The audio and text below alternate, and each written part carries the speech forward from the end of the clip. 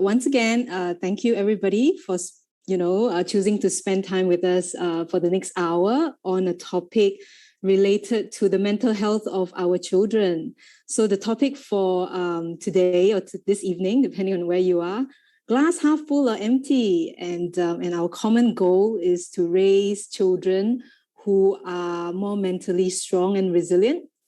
Allow me to continue with a bit of the introduction that Nancy has given. So if you're just dialing in right now, I am supported by a team of panelists. They will be helping me with the questions. So if at any time you have any questions, please feel free to put it on the Q&A kind of mode, and our panelists will try and respond to you on that. And of course, we'll have Q&A at the end as well. And often we don't have time to take all the questions. So if you want to know the profile of our panelists, they're here. So Woody is helping us with the Thai translation. So do head over to that channel if you need that language. And a quick introduction of myself. I'm Cheryl. I am the founder of BrainFit. If you are new to us, but if you're not, welcome back. I'm a physical therapist by training, and have been working with brains since I finished school, as a fresh grad. So I've also written a book. I do a lot of presentations about the brain, and I am also personally nurturing 2 young brains. So I have 2 daughters.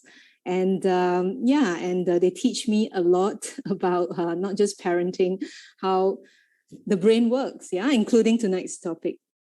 And BrainFit is founded in Singapore close to 20 years ago. And here are the locations that we are at. So our programs are offered via learning centers or partner schools in these territories.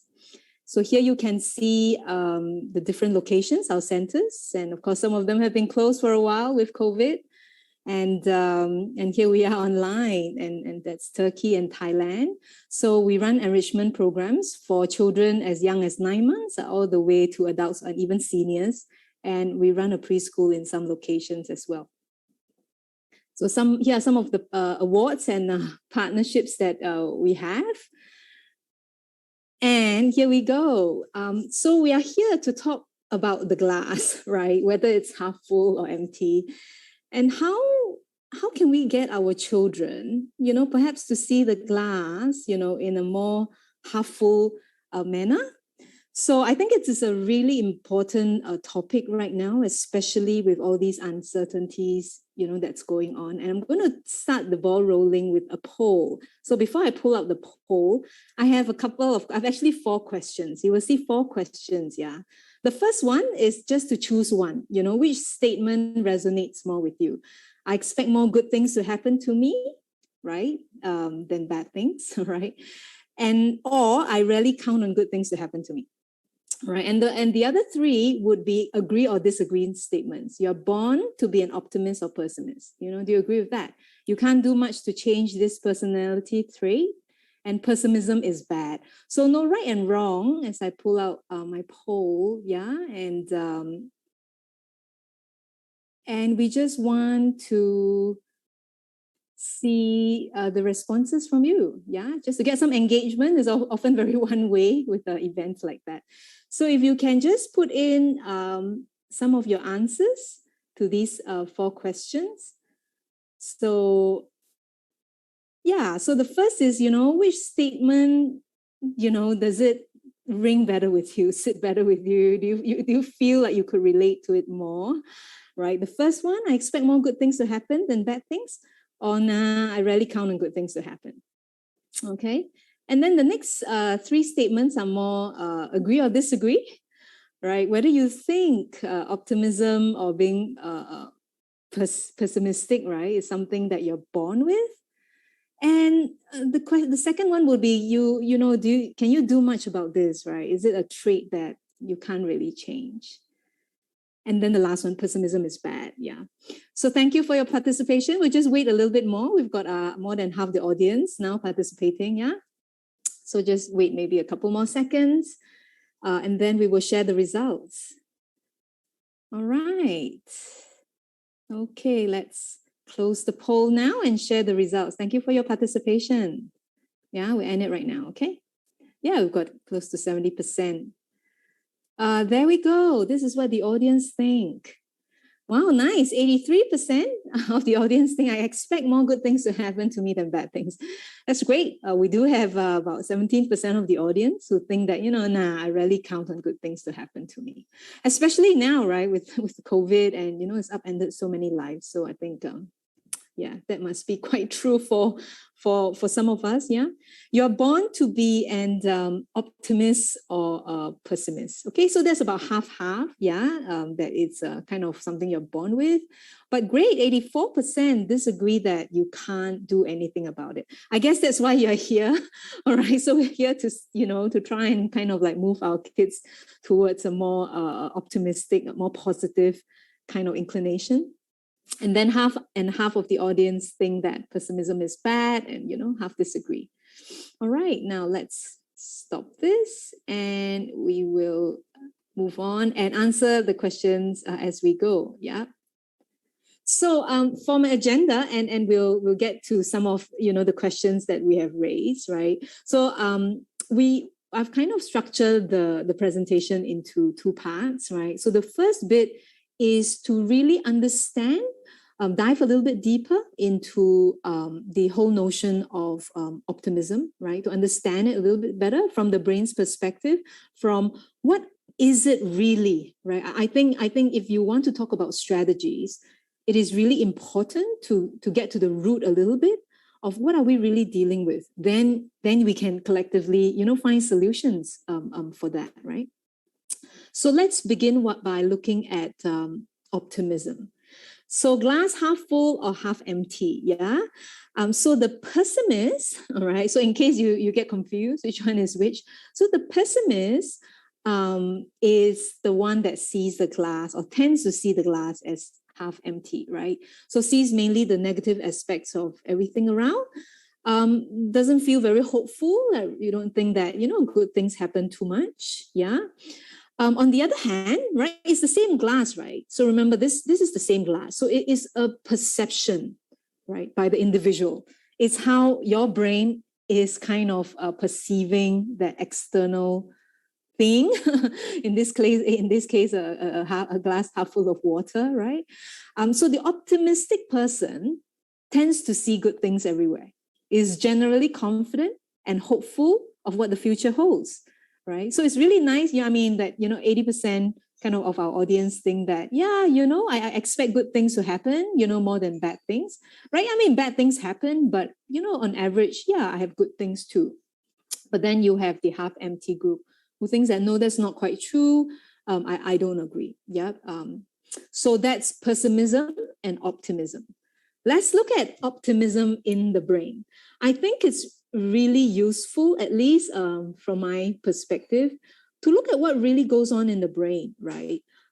Because sometimes, and very oftentimes, right, we think of people with character traits, personality traits, as if it's a fixed thing. And of course, 80% of you think that, no, we can change this trait. So that's really good.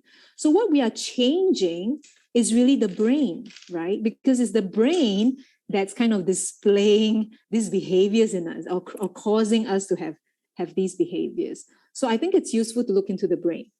So this is from Time magazine, right? Silver linings are the result of activity deep within our brains. All right, so I just want to highlight a few. You see the different structures, the prefrontal cortex. So that's your executive function.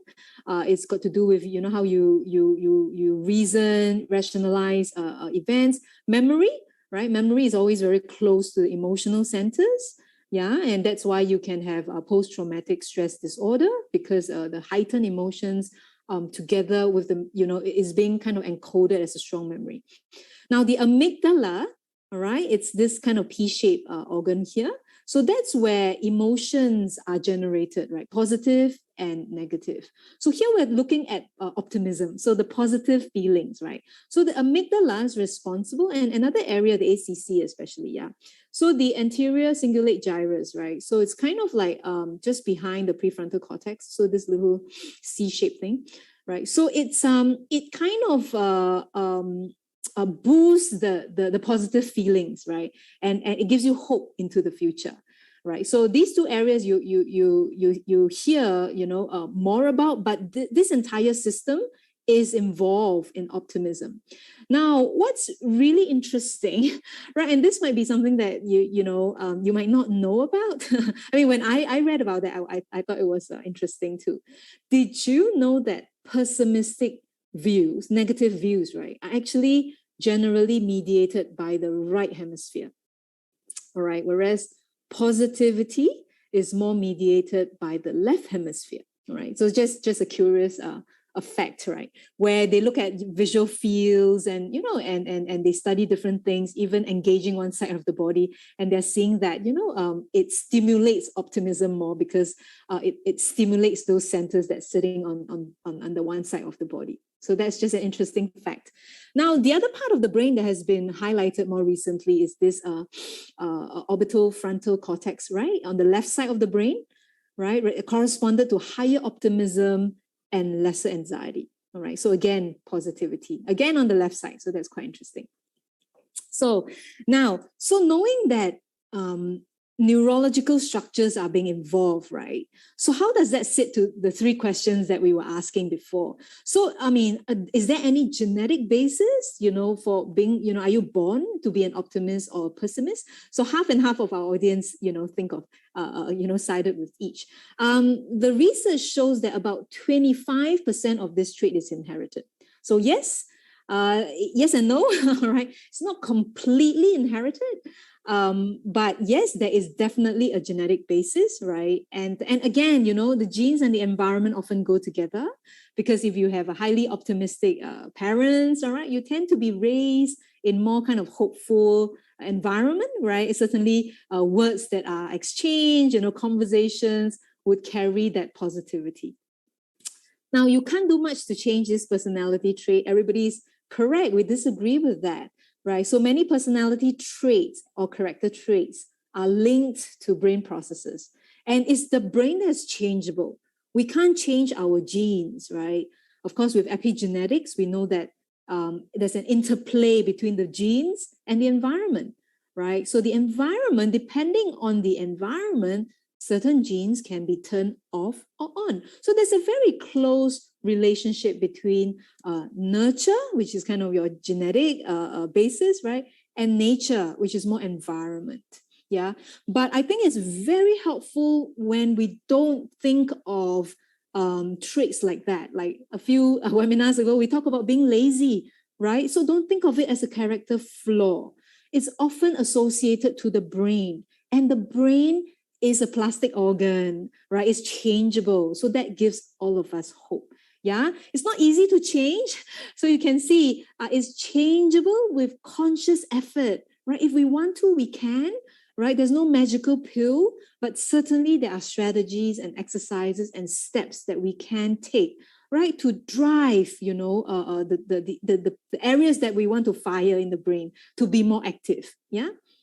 Now, is pessimism bad? And half of our audience think it is, right? So we'll probably disagree with that statement. So there's been an argument, right, in the literature. Are we born naturally optimistic or pessimistic? So there's a camp who think that we're born optimistic. In fact, there's an optimism bias, right? So in the poll we did earlier, we saw that people think that no, good things tend to happen a bit more, right? But there's the argument. The other camp think that no. The way we survive and the way our ancestors survive, right? It's because they are cautious, they are watchful, they're planning for the worst. And that's how they survive. And we inherited those genes. All right. But we don't know. I can't find, kind of definitive kind of like research on that. But suffice to say that no pessimism. I mean, if you're overly optimistic, you could become very reckless, unplanned as well. You just expect things to fall in place, right? So pessimism by itself, I think it balances us, right? But of course, if you only have that, and in the end of the spectrum, and then that's not good. Yeah. So which is why we always still want to lean towards optimism. But by itself, it isn't bad. Now, why is optimism important? I really like this quote, right, by Robert Noyce, an Intel co-founder. Now, optimism is an essential ingredient for innovation, right? So he works in Intel. Now, I like the second part. how else can the individual welcome change over security, adventure over staying in a safe place, right? We are in a period that's extremely insecure, right? I mean, dangerous for some of us, right? Depending on the countries that you are in, with cases of the pandemic, the virus, rising. So for some of us, it's really extremely uncomfortable. But for others, we are able to take it with a little bit more hope, right? And certainly that's protective. So not just for innovation, right? That optimism is useful and important. It's great for a whole host of things. Optimists have been shown to have greater, not just mental resilience. So resilience is when you bounce back, your ability to bounce back when something bad happens. Not just mental, also physical, right? In fact, it's tied to better cardiovascular health, stronger immune system, right? People who are optimists tend to be more concerned about their health. They tend to make healthier decisions. They earn a higher income. They have more successful relationships. They have a longer lifespan, right? So innovation aside, and of course that's good, right, for humankind, invent, different things, but a whole host of wonderful benefits to the person in terms of relationships, in terms of health, even in terms of, living, additional years, yeah? So it's something we will wish for ourselves and, of course, our loved ones and our children, right? And here, of course, we are here to talk about that. So optimism is an important topic. So now let's put it, so we say that pessimism isn't bad, right? And optimistic is so important. So how do we take perspective of all that? So the way we should really think of these two kind of traits is that they sit on a continuum, a spectrum. All right. So over pessimism isn't great. It will lead to avoidance behaviors. The glass is always half empty. No point trying. And depression. What's the hope? We don't want to do anything. It's empty anyway, right? However, over optimism, right? If you just think that, the red carpet will be rolled out for you, everything will just fall in place, you can become negligent. You can become reckless. You may not plan as well. You just expect, things are going to be okay, right? So we don't necessarily want that either. So a few points. So I think the way to think about it is that it lies in a continuum, a spectrum, right? And also, we may feel optimistic about life in one area, right? But pessimistic in another, right? You may have a great relationship, but maybe the work is not going well, all right? Or finances may be great, however, relationships are breaking down, right? Or you're not feeling upbeat about it. We may also shift positions over time. So it's not like a static thing that we are stuck with, right? So when evidence, environments change, it can challenge our belief and we can change, and evolve as a result, either towards more optimism or more pessimism. All right. Now, the optimal equilibrium that we often talk about is a cautious optimism that's grounded in reality, right? Not to think that I'm great, I'll be wonderful, everything will fall in place. I'll do well in my exams, all right? Everything will be fine, I won't catch COVID, right? So, but really grounded in reality, what are the stats? Let's look at the stats, right? But be positive, be hopeful, but be cautious, right? So we want that watchfulness a little bit because it keeps us safe as well, right? So that will be kind of the ideal that we aim, to have kind of ourselves or our children be at on the spectrum. Yeah. Now I want to talk about three, and I think this is really important because it links to the strategy. All right. So there are three distinct areas of differences between optimists and pessimists. Okay, and this is really quite a wide topic, but I think this is really nicely condensed. This research article that I came across, right, into kind of three buckets of things that you look at when scientists study people who are optimistic in their outlook and people who are pessimistic in their outlook, right? So what are the three things? Number one is that we all have selective attention, right? So we all unconsciously, right, pay attention either to more positive events or to more negative events, depending on that inclination, right? And I'll elaborate each one of them in a little bit. So the first one is really selective attention. And these are kind of brain-based research, right? Neuroscience research that have elicited these differences between the two different traits. Number two is a concept called locus of control. I'm sorry, it's a big term, right? It just means, do you have control? Okay, right? Your locus of control is a belief that you have the power, you have the control, right? You have the power or you have no power. That's all, right?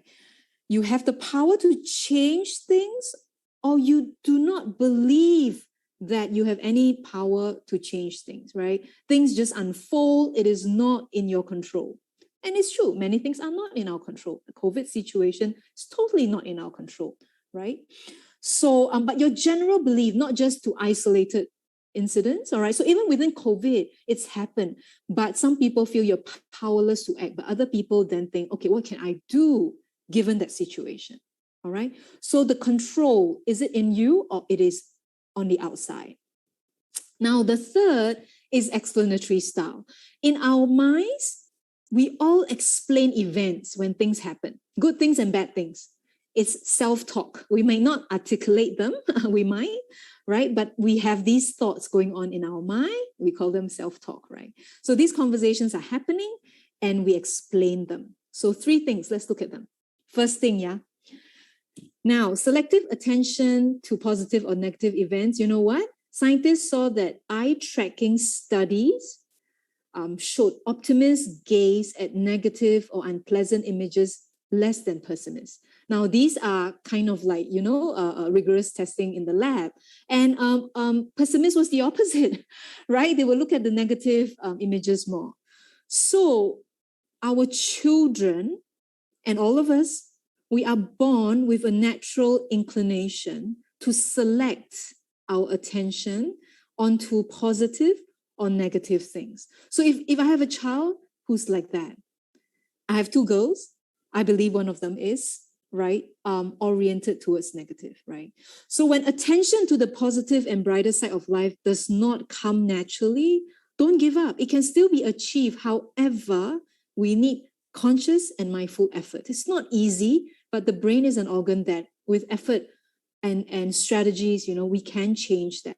So that's the first thing to be aware of. Your child, your student might be responding and picking up all the negative words that are articulated much more than a praise that you are giving, right? It's just how the brain is working for them, not by their choice, okay? Internal or external locus of control. So some people believe that they have an internal sense of control. They believe they are the masters of their destinies. They trust in their abilities to influence their own lives. These people are motivated, healthier, happier. So the optimistic group, yeah, glass half full. On the other hand, there are people who do not believe that they have control in their lives, right? The outside forces, the parents, my teacher, whoever, things, they control me. I am just floating along, right? I'm a passive agent. Unfortunately, these people tend to feel more stressed and they are less motivated because they are powerless, right? So it is like a learned helplessness. I'm helpless. Why do I do anything? Okay, so that's that. An explanatory style. Okay, we're going to use the example when something good happens, right? For example, if you pass a test, a really difficult test, for example, all right? So scientists, when they look at pessimists and optimists, they explain this good result in very different ways in their minds, all right? So that's explanatory style. So let's look at that. So three things are used to characterize explanatory style. First is personalization, a little bit linked to the internal-external locus of control that we talked about. So the person who is optimistic, right, in the personalization kind of construct will say, I am really good in math, right? It directs back to myself. It's me. The power, is in me.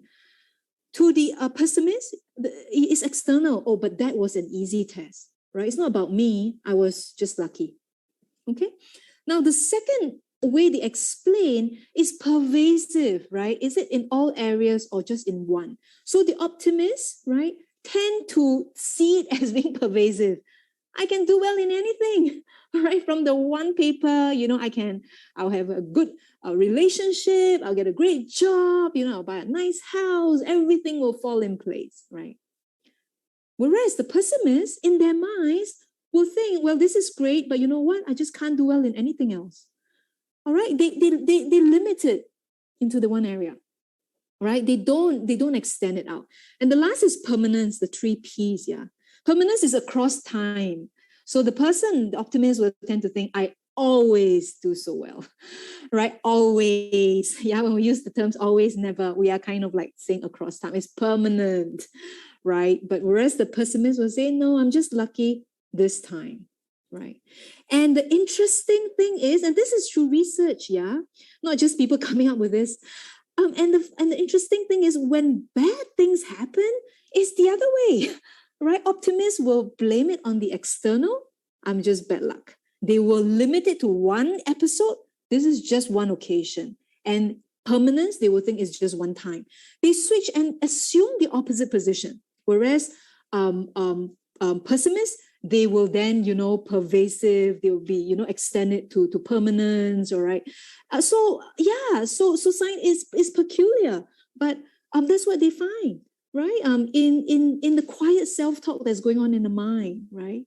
And of course, a lot of these are not accurate, even for the optimists, right? You can't always do well, and do well in everything, but they believe it.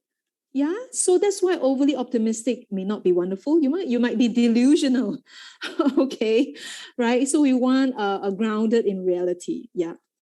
So now these are the important constructs around a big topic. I'm sorry. All right, maybe a few new terms for all of us. If you're in Asia, it's on a Thursday evening. It might be difficult, right? But it's important, yeah, because it links to the strategies. So the next part, we're going to talk about how are we going to help the children? It's so complex, so many parts of the brains involved and so many things to think about. So let's build it around these 3 areas, okay? So we'll come back to the 3 things, right, that really differentiate the optimist, right, glass half full, and the pessimist, glass half empty. Yeah. And remember all the benefits of good health, resilience. So this is certainly something that I think is worthwhile for every adult who nurtures a child, to be aware of and to do because of the unending benefits that it could come to them. I mean, happiness, right? What is the cause of happiness? My gosh, right? And we'll do anything, for our children, for them to have a happy life. Yeah. So it's important. So let's look at selective attention first, right? So knowing that people sometimes pay attention to the negative and their brain does it, remember, it's not them, right? They're eye tracking, they just do it. The eyes take over, the brain takes over. The child's not choosing to look at something. The brain fires, in a heightened manner when something negative pops up. When something is positive, the brain's not that active. Right? So what do? We got to activate the brain, right? We got to make the cells fire a bit more when positive things are happening, right?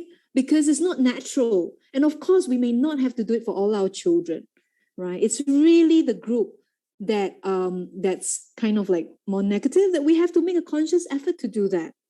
If our kids are bubbly, bouncy, energetic, optimistic, great, right? They are doing it naturally. So you drive selective attention to positives. So we have to be conscious if you have a parent or, if you parent a child or you're the teacher to a student who's like that, right? Point to positives along the way to success. Not just when the child achieves success, right? And sometimes they may not achieve it. Like if the goal is just the mark, and they don't get that 90%, right? It's depressing and it reinforces the notion that's the trouble.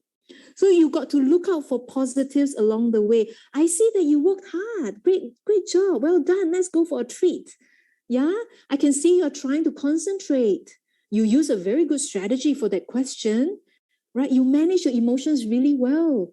Yeah. So now notice that this is very much around growth mindset as well. The recommendations when we talk about building a growth mindset, we comment on the process, we encourage the process, the actions. Yeah. So our goal here is more to highlight to these people because the brain is not firing. We got to get the brain to fire up. Hey, there is a good thing that happened to you. Okay.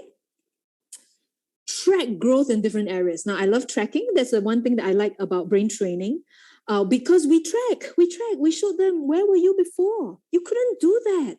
Now you can. You become different to show that you're not stuck, in a state. It's not you. You're not defined, right? Look back at the past together and see how much progress has been made, right? Capture the child on videos, right? And see how far you have gone.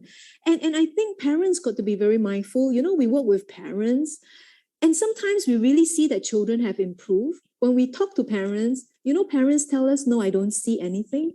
So, and this is my personal experience, right? I have literally taken out worksheets from before and say, look, this is how your child was writing before. And look, this is what's happening now. Can you see the difference? And the parent goes, oh, really? Oh, wow. Because the parent is always looking at the next imperfection, you see, right? So, okay, fine, great. You solved this writing problem. But you know what? I have another complaint. So to them, we're always chasing something, and then the child always falls short, right? So we got to be mindful, track everything. Yeah. So when you're doing spelling, a revision, do a textbook, don't use loose sheets so you can refer back. You didn't know how to spell these words before, now you can, right? Again, we're doing this for the kids whose brains are not firing, from the positive that are happening around them. They don't see that. So we got to make it deliberate for them. Now, express gratitude. Being grateful is very powerful. You tell someone, all right, together, we say a prayer at night, right? Somebody sent me a link, a parent, a good friend, right? That, people who have religions may tend to be happier. So this is just an article that came out, right? And because we're grateful, right? We think about good things that happen. Again, that's driving the brain to remember, is there any good thing? Yeah, right? So you talk about it or you write down in a gratitude journal. Again, trying to get that deliberate shift, into positive detection or selective attention to the other side, right? Here, I just want to introduce quickly, right? You can do mindfulness, with gratitude. So this is our thankful thoughts, we called it, right? We're just going to share a little bit of it. Just close your eyes and follow the instructions along, right? You can do these with your kids. Sit or lie down comfortably with your back straight. Close your eyes. You may open them anytime. Breathe in slowly through your nose. Feel your belly get bigger. Breathe out slowly through your mouth. Feel your belly get smaller.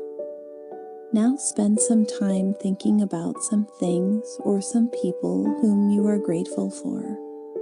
Take a moment to say thank you silently in your heart for the things, people, or even pets that make you happy.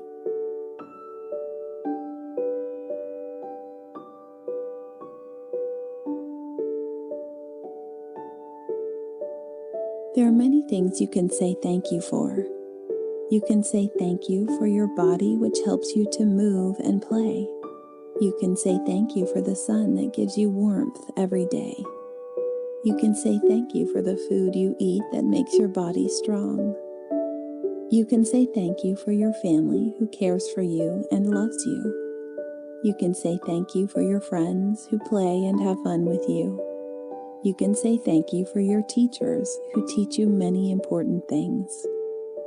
Fill your heart with many thank yous for these things and people who help you each day.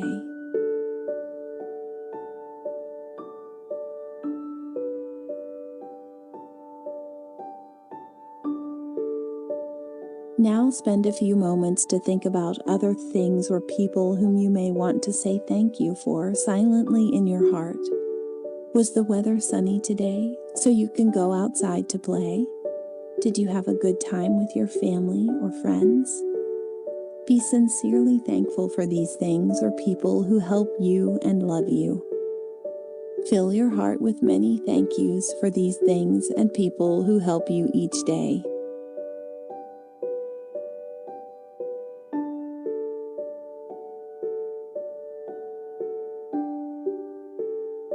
Now focus your attention back to your breathing again.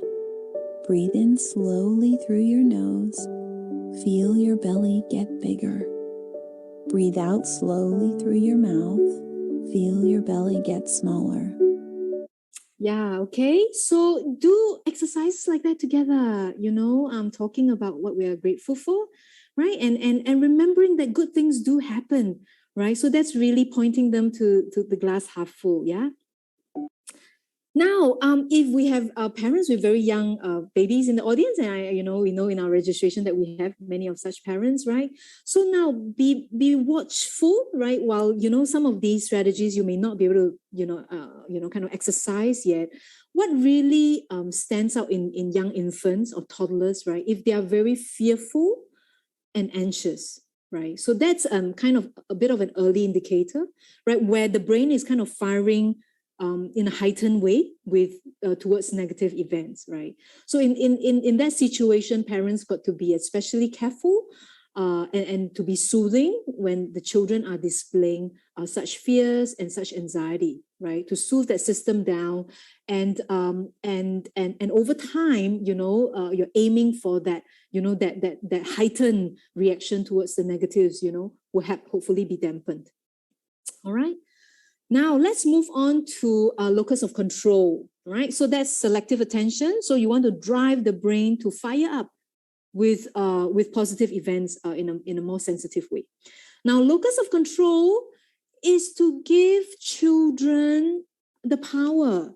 So now be mindful of the perils of over-parenting or helicopter parenting, right? Where everything is decided for your child. You're going to do this course, you're going to go to this school, you're going to choose this CCA because it's good for you, right? And of course, we never doubt the intention of parents. But remember that in the process, something may be sacrificed, right? If the child's not ready to make a decision, and therefore you just come in, right? Rather than still inviting that child's contribution to decision making. So allow children to make choices in small ways or big ways, whatever that works in your family. But children need to be an active agent in their lives. We talk a lot about this when we talk about motivation, right? And yeah, I think people, right, a free will, in fact, right, it sits kind of right below your basic survival need. Humans tend to have a huge need to exercise free will. I decide I want to do that, and when you take that away, yeah, it might not be a very pleasant experience for the individual. So do think about that.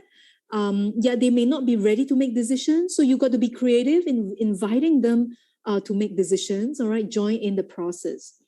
Now, a comment on adolescence. Sorry, this is a big blurb, but basically, during adolescence, there could be a big change in a locus of control, right, towards the internal. That's where these teens are now taking on a responsible decision making, right? So now remember, and this is from a research article, right? And I just want to highlight a few things, right? This shift into the internal locus of control is influenced by the educational environment and the family and school during this period. So really, I think if you're parenting a teen, if you're, teaching teens, we got to be especially mindful that this period is empowering them, teaching them what are the things to think about, right? Not cutting in and making decisions for them, but guiding them towards responsible decision making, which is really growing up to be an adult, right? Responsible decision making. And the second comment I wanted to raise was that in a student's daily life at that stage, right, do they have the ability to decide what they want to learn? How are they going to do it, right? Are they able to make their own choices of how they're going to reconcile school needs as well as out of school activities that they might be interested to pursue? Are they given the room, to make decisions about their lives like that? Because it is growing in importance, right, to the teens. Okay, so that stage is when the brain, now that we haven't talked about the teenage brain. That's one webinar I think will be very interesting, but it's the second growth spurt, we call it, and the final one, right? We know a growth spurt in early childhood, but your adolescence years at the brain level has the last hurrah. It's a period of rapid brain change, right? So you have this shift, you have this need into a kind of adult thinking and independence. So we got to support that, yeah. And so I think got to be more sensitive if we're taking away decision making from this group of kids. And certainly they might be under a lot more pressure, right, in coping with school. If they have no room of their own to exert their independence, it could be a very stressful period. And now coming back to the young group again, right? We talked about being soothing, looking out for fearful responses. Now, and this is not just for the young, right? But throughout the entire age span, the other thing that's very useful to generate locus of control. In fact, there's a research on the elderly as well, right? That the elderly are given a sense that they can control themselves. Through what? Through improving their brain processing abilities. Has been shown, to improve this self-efficacy and driving the control back to themselves.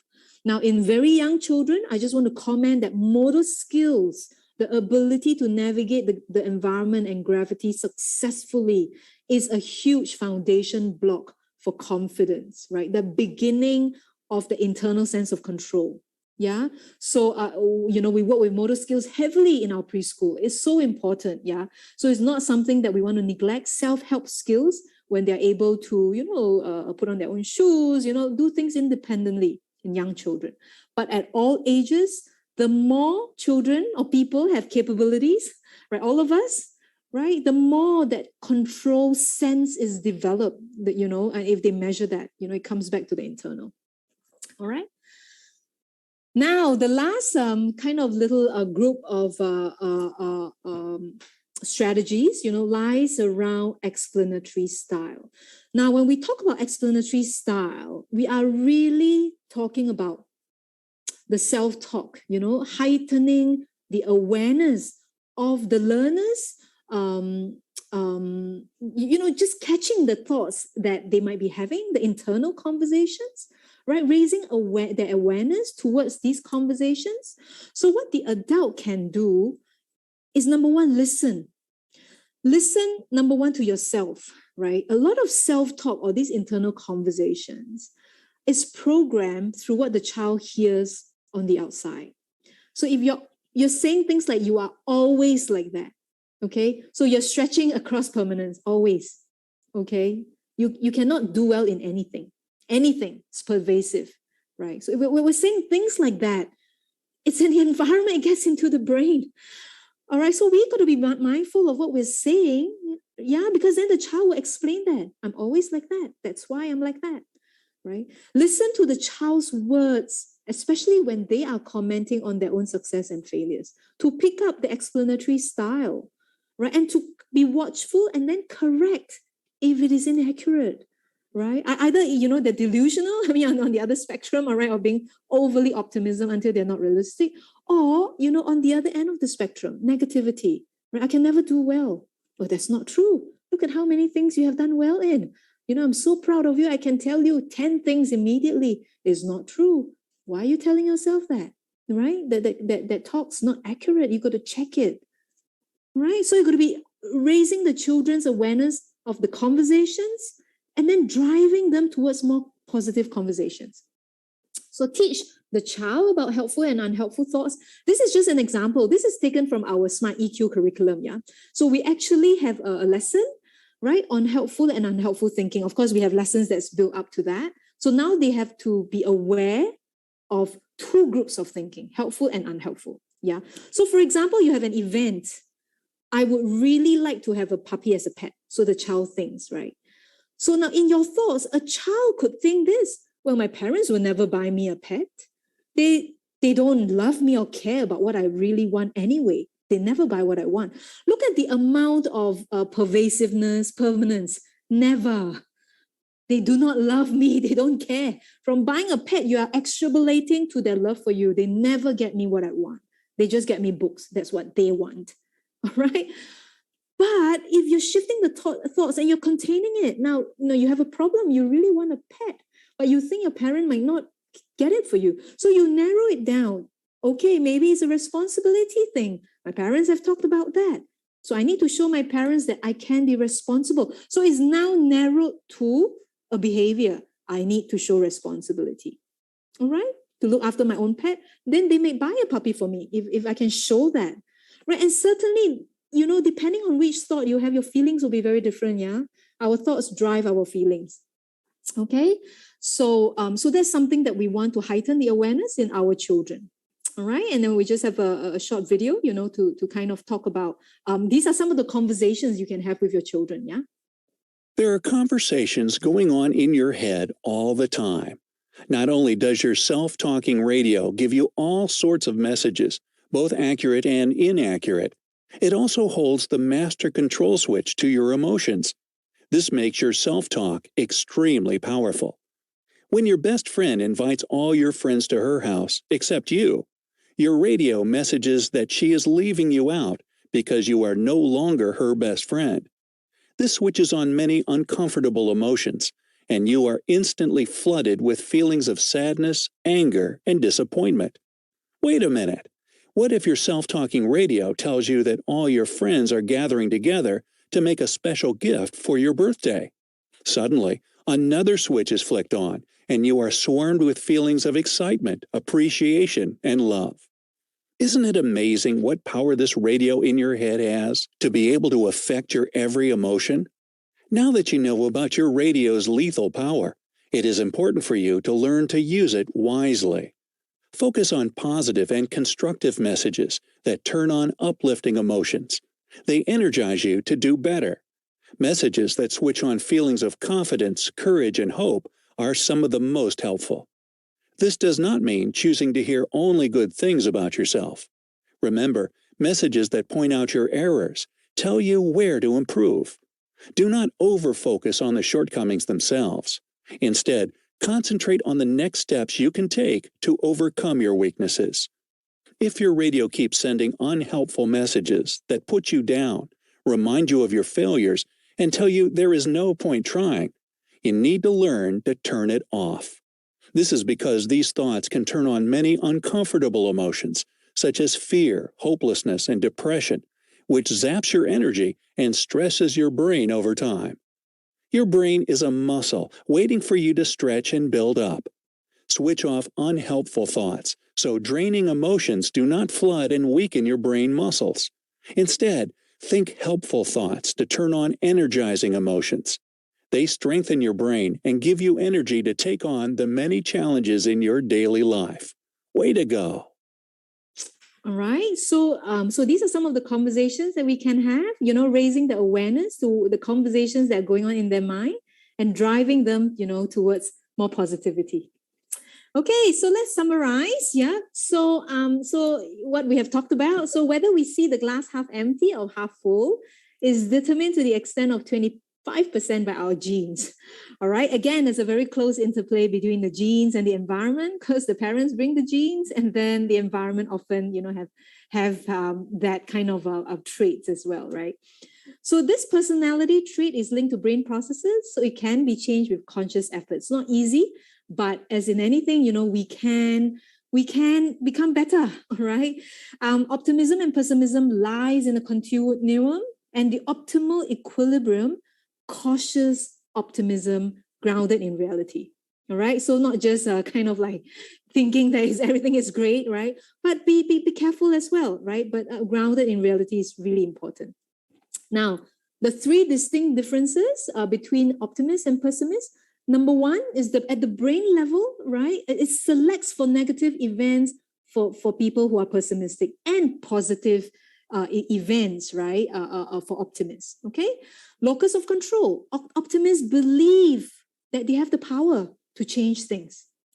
And also, optimists use explanatory style to protect them, right? In terms of the personalized, permanence, and pervasive statements, right? When good things happen. And then, when bad things happen, they do the opposite to safeguard themselves as well. All right. And some of the strategies that we talk about.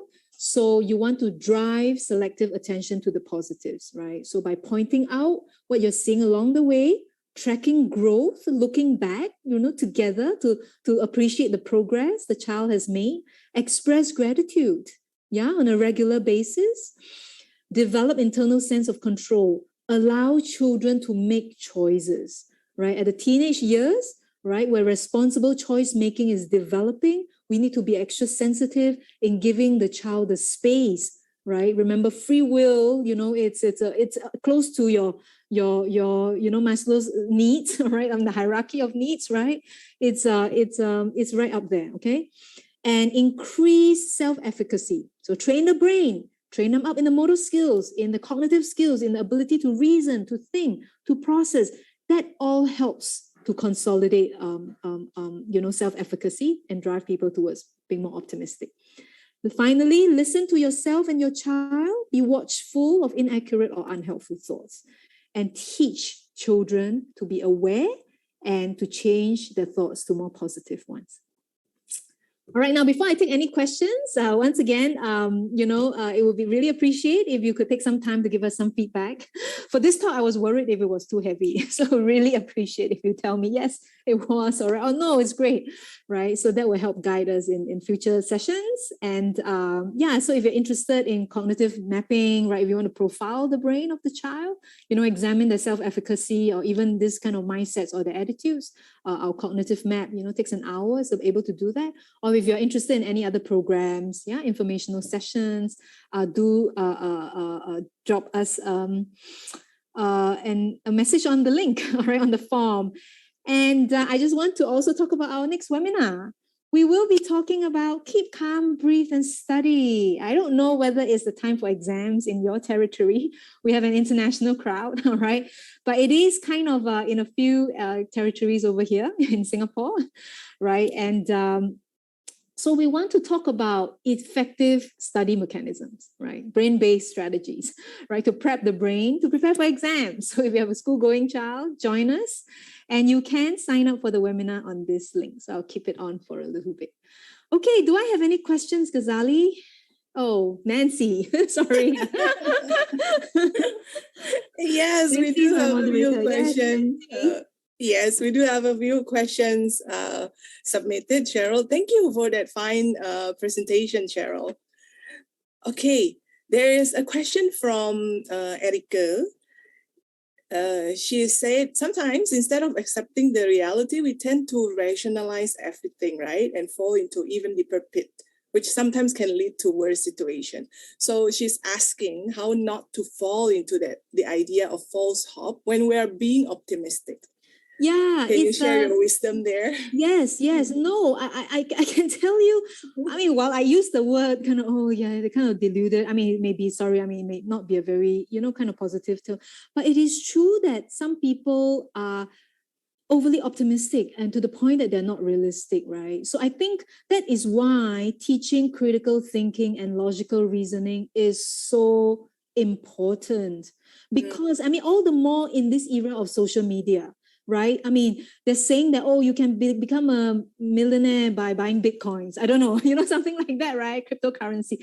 You might buy it. I don't know. I just don't know it enough, right? And some people may just say, and then let's just buy it. So I'm not saying it's right or wrong. I'm saying that we need to cultivate the ability to logically reason, look at statistics, look at data, right? Like if you go out, you don't take any precautions and think, I'm just not going to get COVID, right?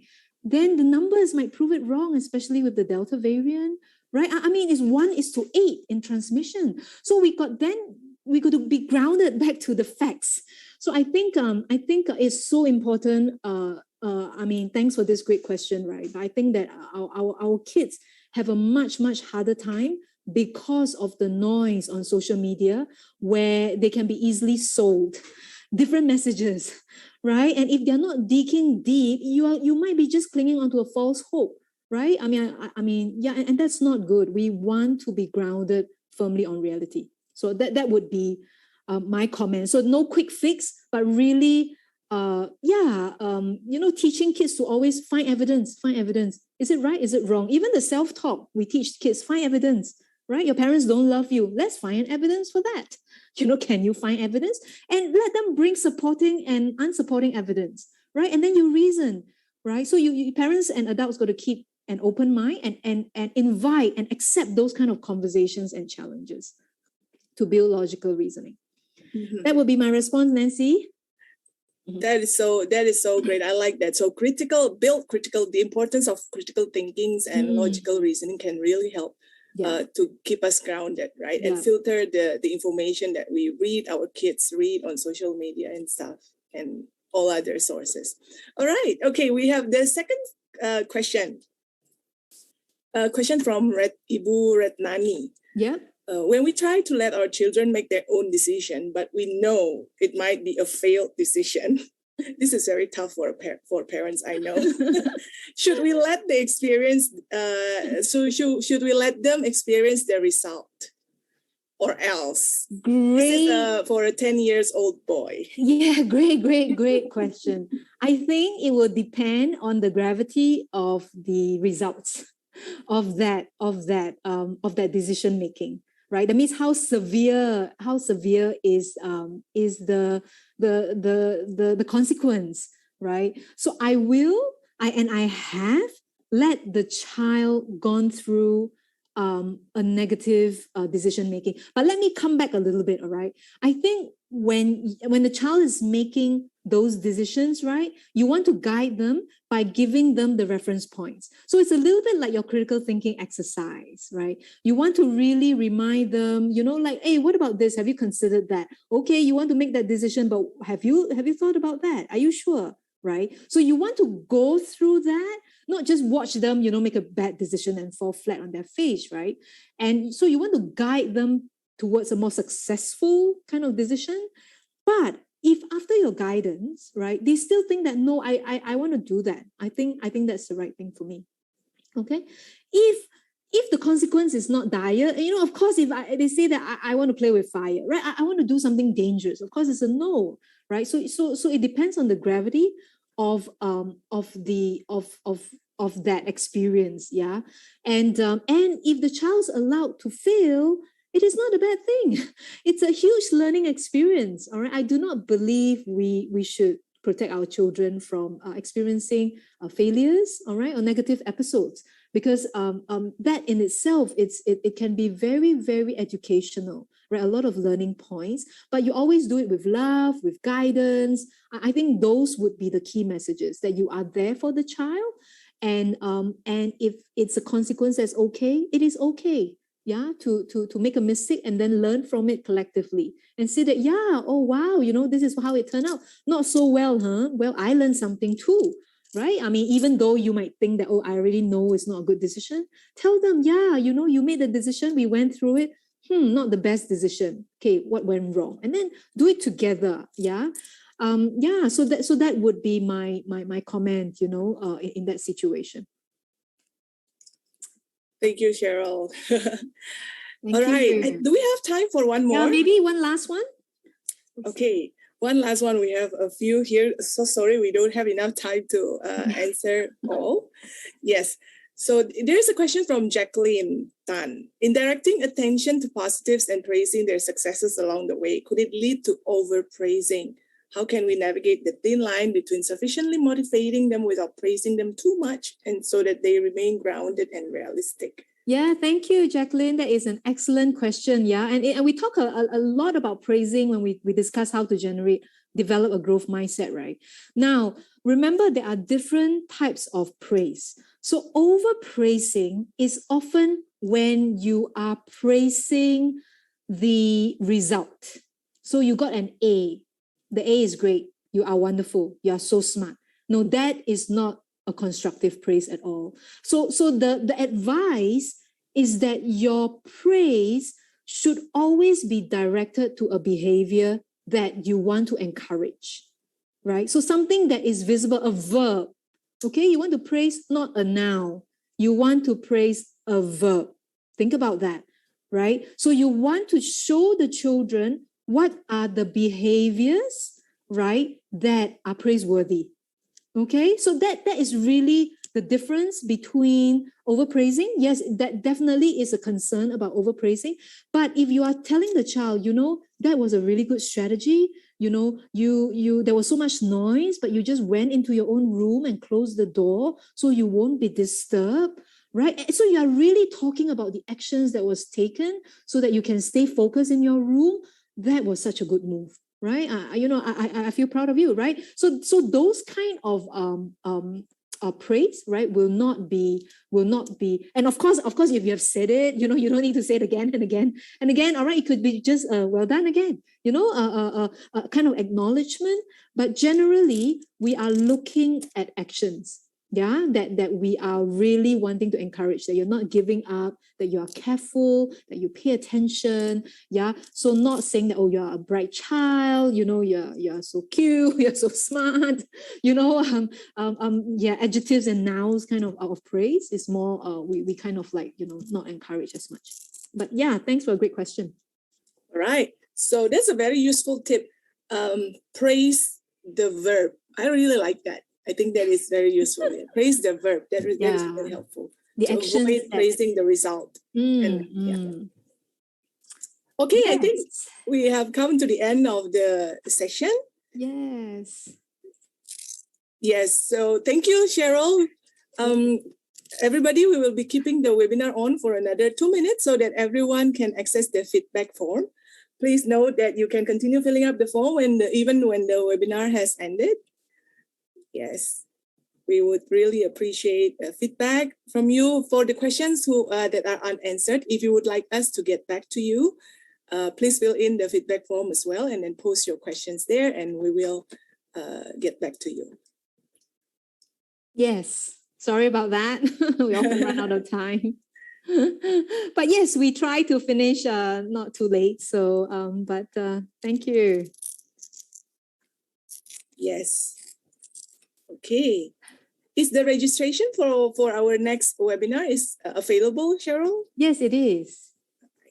I like that. Keep calm, breathe, and study. Is there keep calm, breathe, and work for with the webinar exams? Yes, the webinar is for parents, right? Yes. Yes. It's for parents. Yes. Yes. How to help our students to stay calm for the exams. Yeah, yes, students are welcome to join us, but don't stay up late to do that though. Yes. All right. Thank you. Sorry. We'll be ending the webinar soon. Yes, please access our feedback form from the QR code or the web link. The web link is in the chat. Okay, I just see a question. Sorry, I'm just commenting. More examples on explanatory style. I will be doing a webinar on EQ, right? In EQ, we're going to talk about the thoughts and emotions a lot more. So probably going to explore a bit more there. Yeah. So so stay tuned, right? So we would have one just talking about emotional intelligence. Yeah, it's kind of getting a hang of mastering our emotions. The beast, we call that. Which I think is very useful topic, not only for our students, but also for us adults ourselves. Yeah, absolutely. Yes. I'm still working on my emotional control as well. You're not alone there. Yeah. Yes. Okay. Thank you. So we'll end the night. We end the night. Thank you, everybody. Stay safe and stay healthy. Take care. We'll see you in the next webinar. Yep. See you. Goodbye. Bye-bye. Bye.